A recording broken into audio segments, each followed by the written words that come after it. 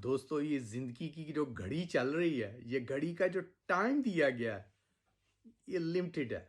किसी भी टाइम ख़त्म हो सकता है। आप ख़त्म हो सकते हैं, मैं ख़त्म हो सकता हूँ या वो घड़ी का टाइम ख़त्म हो सकता है। घड़ी का टाइम इस तरह कि यीशु की दूसरी आमद का टाइम बहुत नज़दीक है। वो किसी भी टाइम ख़त्म हुआ, तो जो उसे कबूल नहीं करेंगे वो ज़ीरो पे रह जाएँगे और जो उसे कबूल करके ईमानदारी में मज़बूती के साथ खड़े रहेंगे, मर जाएँगे ईमानदारी के साथ, वो हीरो हो जाएँगे।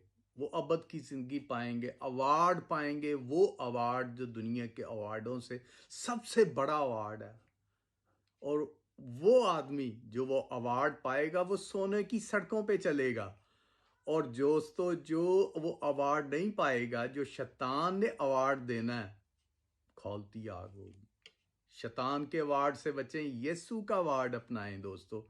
तौबा करें, गुनाह बख्शाएं, ईमानदारी के साथ चलें, तो यीशु का अवार्ड आपको ज़रूर दिया जाएगा। अबद की ज़िंदगी, ज़िंदगी का ताज, पैराडाइज़ की नेशनलिटी। Praise the Lord. जय मसीह।